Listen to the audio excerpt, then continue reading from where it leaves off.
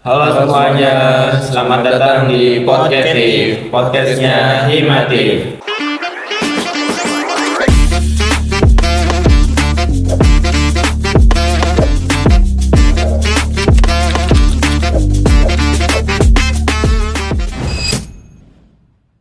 Oke, perkenalkan nama saya Muhammad Balkis dari Teknik Informatika semester 1. Perkenalkan, nama saya Muhammad Bani Batul Rafi dari semester 3 Teknik Informatika. Perkenalkan, nama saya Panji Widakdo, semester 2 jurusan Teknik Informatika. Perkenalkan, nama saya Rana Indonesia dari angkatan 2003 semester 3 Teknik Informatika. Oke, di hari ini podcast kita akan ngobrol-ngobrol nih tentang topik-topik yang menarik, yaitu topik itu kenapa sih lulusan IT itu kebanyakan tidak menjadi programmer. Nah, kita akan bahas nih di podcast hari ini nih satu persatu nanti. Oke, langsung aja mungkin ya. Langsung aja kita tanyakan ke Bang Iban. Oke, jadi gue pengen tanya nih, kenapa sih banyak lulusan IT yang akhirnya nggak jadi programmer? Ada yang bisa jawab gak? Izin menjawab, Bang. Karena IT itu luas, nggak cuma tentang coding. Banyak lulusan yang lebih tertarik ke bidang lain seperti UI, UX design, cyber security, data science, atau IT support. Terusnya gue mau lanjutin juga, selain itu kan nggak semua mahasiswa IT itu benar-benar suka atau nyaman dengan pemrograman. Terusnya mungkin banyak atau rata-rata dari mahasiswa IT itu karena masuk itu cuman karena ikut-ikutan doang atau saran dari orang tua doang atau prospek kerja. Wah, menarik ya. Jadi intinya meski jurusan IT identik dengan coding, realitanya pilihan karir di dunia IT jauh lebih beragam. Itu bikin kita berpikir kenapa harus terbatas pada satu jalur saja. Jadi emang penting banget nih kalau benar-benar mau kuliah emang harus benar, apalagi lulusan IT ini peluang kerjanya sangat terbuka banyak. Iya, benar. Oke, kita lanjut aja. Oke, pertanyaan kedua. Apa benar semua mahasiswa IT suka coding? Atau ada yang masuk jurusan ini karena ikut-ikutan saja? Nah, kalau menurut saya sendiri nih, kalau benar-benar mau masuk IT nih, emang benar-benar harus belajar. Apalagi kan bahasa pemrogramannya kan nggak terlalu sulit juga kan. Iya. Semuanya juga ada bahasa pemrograman yang kayak ada networking, programmer. Kalau benar-benar mau belajar, emang benar harus ya kuliah yang benar gitu, nggak main-main masuk IT. Jadi kalau menurut Rehan atau Bang Panji gimana nih? Kalau menurut saya sih banyak yang masuk IT karena prospek kerja atau saran orang tua, bukan karena passion coding. Pas kuliah baru sadar kalau coding itu sulit dan butuh banyak latihan. Oke, mungkin ada tambahan lagi dari Bang Rehan? Ya mungkin mereka bakal cari jalur lain yang lebih cocok. Oke, udah. Ya. Ya kita lanjut aja. Itu masuk akal ya. Kadang ikut-ikutan tanpa benar-benar tahu apakah itu sesuai passion kita. Jadi penting banget nih untuk kenali minat dia dari sejak awal. Betul banget. Oke, yang ketiga nih ada pertanyaan lagi nih. Jadi menurut anak IT sendiri seberapa sulit sih untuk belajar ngoding nih? Apa tantangan terbesar untuk anak IT yang biasanya dihadapi oleh mahasiswa nih? Gimana nih menurutnya nih? Menurut Bang Panji atau Bang Rehan dulu nih? Belajar coding itu lebih dari sekedar hafal sintaks doang sih, apalagi kayak function dan lain-lainnya. Terus tantangan terbesar itu biasanya ada di logika pemrogramannya, debuggingnya juga, terus dan memahami konsep seperti algoritma atau struktur data. Nah, di sini saya ingin melanjutkan. Banyak mahasiswa IT yang frustasi karena harus terus berpikir kritis dan problem solving dalam menyelesaikan suatu masalah di pemrograman itu. Betul, coding itu memang menuntut ketekunan dan kemampuan problem solving yang kuat. Frustasi saat debugging pasti pernah kita alami semua. Oke, berarti lanjut ke pertanyaan keempat. Oke, bisa dibantu. Oke, tadi kan masa terbesar nih. Sekarang selanjutnya selain jadi programmer, jadi profesi apa sih untuk yang diambil oleh lulusan mahasiswa IT ini? Banyak sih. kayak UI UX, terus ya cyber security, data science, IT project manager, sama business analyst. Yang itu yang saya tahu sih. Mungkin dari Bang Panji, kan Bang Panji sendiri nih anak IT nih, mungkin nanti setelah lulus mau jadi apa nih kalau jadi seorang programmer? Kalau saya sih ingin menjadi cloud engineering dan sistem administrator. Semua ini masih di dunia IT, tapi nggak harus ngoding tiap hari. Oke, berarti nggak semua anak IT itu memang harus ngoding karena kan ada kemampuannya di masing-masing setiap profesi programmernya. Oke, lanjut aja pertanyaan selanjutnya. Oke, bisa lanjut pertanyaannya. Apakah belajar coding di kampus sudah cukup untuk bisa langsung kerja sebagai programmer? Kalau menurut gue pribadi sih belum cukup sih, karena kan di kampus itu kan pasti belajar itu cuman basic atau dasar doang ya. Iya. Jadi nggak ke dalam-dalamnya itu atau ke inti-intinya dari sebuah program itu. Jadi ya belum tentu sih menurut gue. Menurut Bang Panji sendiri gimana? Kurikulum di kampus itu lebih sering fokus ke teori, sementara di dunia kerja lebih butuh pengalaman praktis seperti kolaborasi tim, penggunaan Git, dan metode Agile. Makanya mahasiswa yang rajin ikut proyek atau magang biasanya lebih siap kerja. Oke, berarti mahasiswa-mahasiswa yang Bang Panji bilang kayak siap magang dan yang benar-benar tekun belajar itu berarti udah cukup ya buat nanti siap bekerja setelah lulus menjadi anak IT nanti. Iya. Oke, mungkin kita bisa lanjut pertanyaan selanjutnya apa nih? Nah, pertanyaan selanjutnya itu adalah banyak yang bilang kerja sebagai programmer itu berat, terutama karena harus terus belajar teknologi. Menurut kalian gimana nih? Menurut gue setuju. Setuju?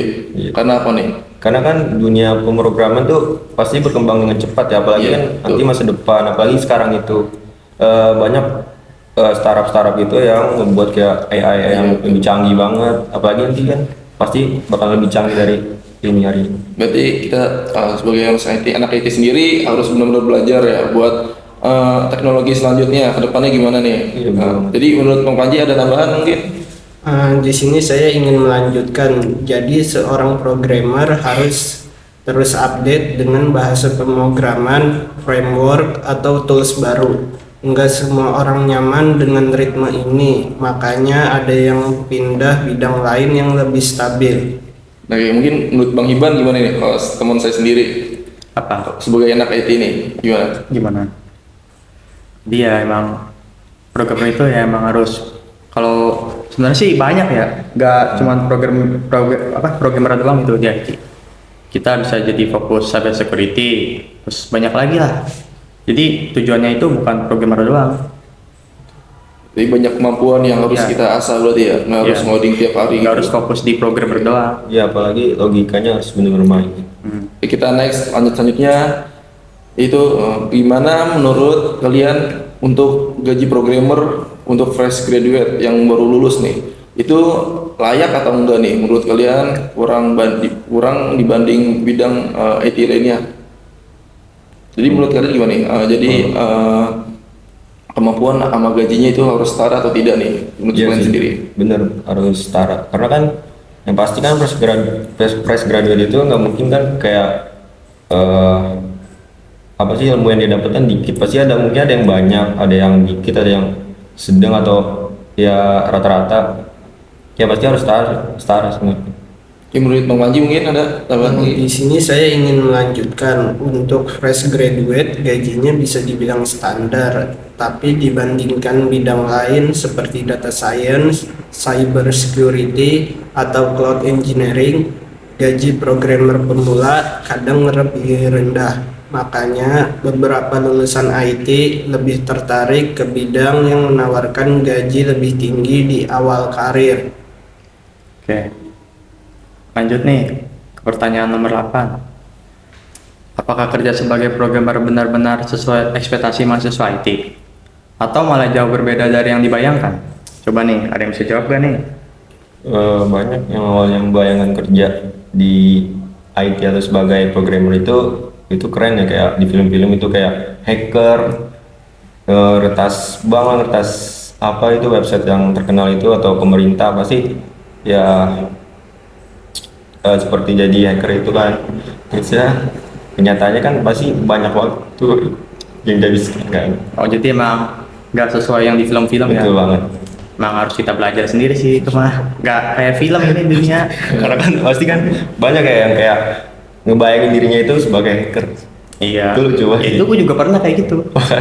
Oh, berarti kalau benar-benar mau sesuai ekspektasi banget, kita harus belajar dari sekarang nih. Iya. Selagi masih menjadi mahasiswa. Menurut Bang Panji gimana nih? Menurut saya sih banyak yang awalnya membayangkan kerja jadi programmer itu kayak semacam hal-hal yang dibanggakan gitu dan mendapat gaji yang besar, tetapi nyatanya kebanyakan tidak seperti itu. Programmer di Indonesia kebanyakan gajinya rendah. Udah sih itu aja menurut saya. Oke, berarti kemampuan standar kita itu harus sesuai sama gaji. Kalau misalkan gaji kemampuan kita rendah, gajinya besar itu nggak ini ya, nggak make sense banget ya. Jadi ya. Oke, mungkin bisa dilanjut next pertanyaan selanjutnya. Oke, banyak yang bilang programmer sering lembur dan work-life balance-nya itu kurang. Apakah ini alasan banyak orang pindah ke bidang lain? Coba ada yang bisa jawab? Mungkin gue ya ini salah satu alasan programmer sering belajar harus lembur atau kerja tuh harus lembur, terutama saat ada deadline atau bug besar. Apalagi kan mereka kan pasti harus menyelesaikan itu cepat waktu atau tepat, nggak mungkin kan kayak salah-salah atau gimana. Jadi nggak semua orang nyaman dengan tekanan seperti itu. Ya, jadi emang faktor besar itu deadline ya. Kalau jadi programmer. Apalagi bugnya itu banyak banget, Nah iya, kalau udah mendekati deadline terus banyak bug, waduh susah itu. ribet pasti. Oke, bisa dilanjut? Mungkin next pertanyaan nih, kalau kalian lulus nih, jurus bidang IT mana yang akan kalian ambil untuk menjadi karir kalian di bidang pekerjaan nanti? Mungkin dari Bang Panji.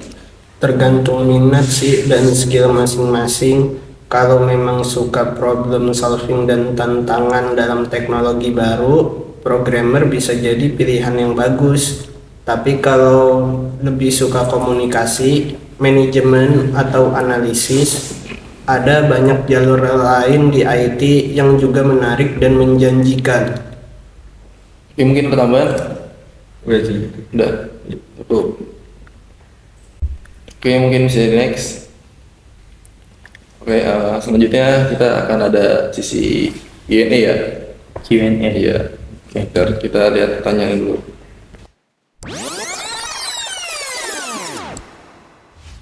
Nih, ada yang nanya nih. Karena loker di Indonesia ini harus bisa jadi semirip mungkin sama Nabi.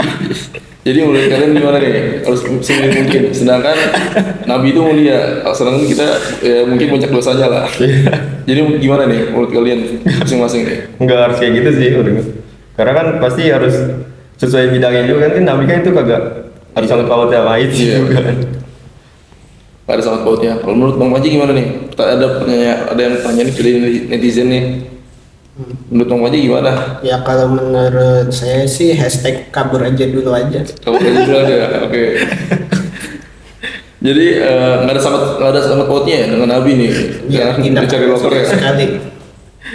Oke, selanjutnya next. Pertanyaannya ada lagi nih. Nah, ada lagi nih dari netizen nih. Katanya karena programmer di Indo ini dituntut harus bisa semua bahasa pemrograman, harus bisa DB, harus bisa UI UX. Intinya orang Indo nyari pegawai yang palu gada. Nah, ini ada menurut netizen nih programmer di negara kita sendiri katanya harus bisa semua bahasa pemrograman katanya. Menurut kalian gimana nih? Ya nggak harus juga sih sebenarnya. Karena kan pasti kan semua orang kan pasti ada punya bidang masing-masing yang bisa ahli di bidang masing-masing. Jadi nggak harus kayak ke programmer doang gitu sih.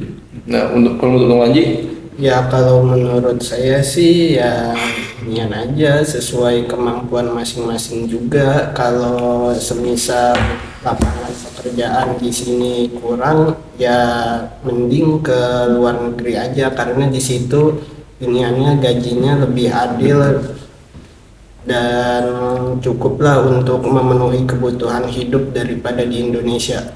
Menurut saya Berarti sih. kalau mau kerja di luar negeri harus belajar bahasa Inggris juga nih, benar kan Bang Panji? Ya benar. Ya, Karena nggak cuma belajar bahasa pemrograman, harus belajar bahasa Inggris juga. Nah, menurut Bang Iban gimana nih? Menurut gua sih ya bener sih, kerja di Indonesia itu banyak banget gitu permintaannya, harus tinggi segini lah, terus harus ya pokoknya harus bisa semua gitu. Jadi emang bener sih kata Panji itu, kabur Syarat- aja dulu gitu. Syarat itu nggak setara sama gajinya. Iya sih.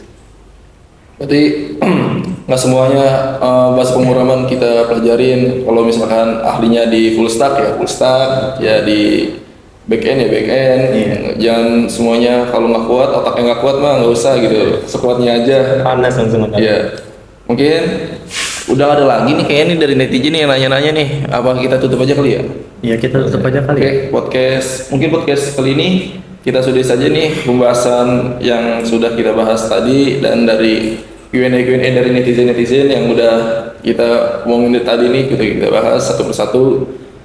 Mungkin demikian diskusi kita di hari ini tentang kenapa lulusan IT banyak yang jadi programmer. Dari berbagai yang kita bahas terlihat bahwa dunia IT ini sangat menawarkan banyak pilihan di setiap jalur dan memiliki tantangan yang kelebihannya sendiri. Terima kasih sudah mendengarkan podcastnya Anak Imatif.